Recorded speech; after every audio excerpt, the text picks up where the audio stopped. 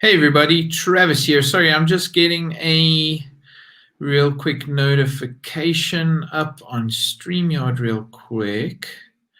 Just going to remove that. Sorry about this.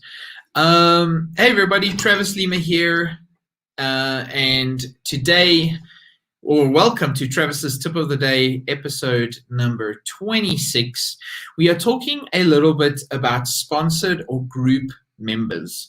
Now, this is a subject that comes up from time to time that I wanted to just, briefly discuss.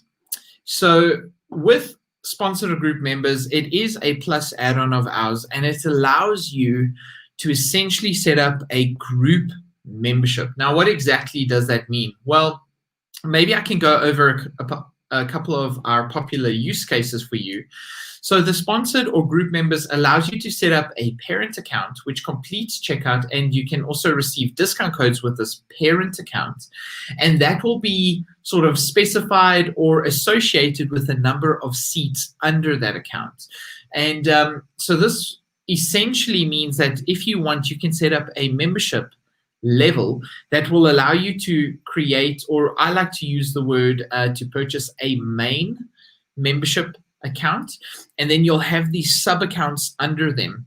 So if you have something, what I know to be very popular use case is, say, for example, a teacher who wants to have some of their college students under them, and say if you have a educational website, so you can actually sell a membership to a teacher, for example, and then they can hand out these child accounts or these child discount codes that allows their college students to go ahead and actually register for their own account on the website that this is set up for. So now this is really nice if you have a group, an association, or something like that, where you want to actually charge more for the initial account and then have, these sub accounts.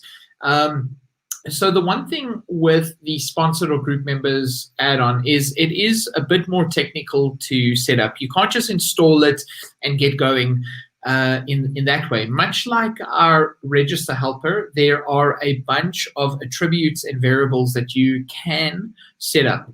So what we do have on our sites is we have a bit of a sample code, but we get asked about it from time to time, and this is exactly why I'm doing this episode. So as you can see here, we have our global PM Pro sponsored membership level account set up, and we've got an array with various information.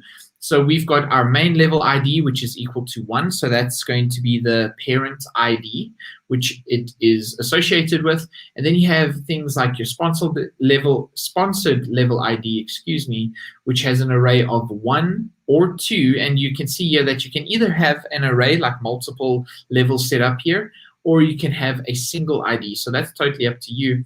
The number of seats is the number of sub accounts that you can have associated with a sponsored level.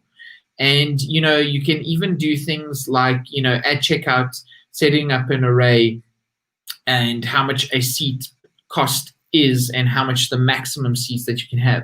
So this is just an example of what you can do with sponsored or group members. And as you can see here, you can import members with a sponsored parent to child relationships. And we also have a couple of screenshots here. So, it's hard to actually give a bit of an overview without going into too much detail on this. So I apologize for that. But if you have any questions and you want to just get a little bit more detail, get a little bit more information of the setup of sponsored members, reach out to us on our support forum, and then we will be able to just help you out, help you navigate and get set up with this. But this is a particularly great way if you have a educational website or you have a kind of club where you want to set up one single account and have multiple sub accounts under that. So check it out, sponsored or group members add-on, and we will gladly help direct you on how to get set up with it. But just keep in mind that it is a little bit more technical to actually set up. It's not as straightforward as just installing it and you're good to go. So just keep that in mind. And as you can see, let me just go ahead and share my screen over here. As you can see, there is a huge amount of things that you can do. You can point to your main level ID, sponsored level ID. These are the required general array parameters. So this is what you will need within your code. But then you can even go and like nail it down or tweak it further by setting up things like your seat costs, how many seats, what's the maximum amount of seats, your minimum amount of seats if you wanted. You can add a discount code, etc. So there is a ton that you can do, and you can really build out a very specific group membership if you want. And I see Michael, he sent in a question. I'll just read it here. This is great. How does the reporting work? Can you see how many and who accepted the child membership and sub accounts? So Michael, I need to just find out exactly how the reporting works. But as you can see over here, admins can view the sponsor code and update the number of seats available given to them. So this is just like, an example of some basic reporting that we have over here. Here we can see that you have sponsored members and you have how many uses have been, initialized. So here we have 5 out of 5, and these are the accounts that's associated with that. So this is some basic reporting. I might need to find out a little bit more in depth of the specifics of the reporting. So I hope that answers your question a bit. And I think that's more or less all I have for you in terms of the basic overview of setting up, or not setting up, but a basic sort of overview of the sponsored or group members. Great for institutions, great for associations. And so if you have any questions, feel free to reach out to us and we'll be glad to answer them. It is one of our most popular add-ons, and definitely have a good read of the documentation in case you just need some help getting set up with it.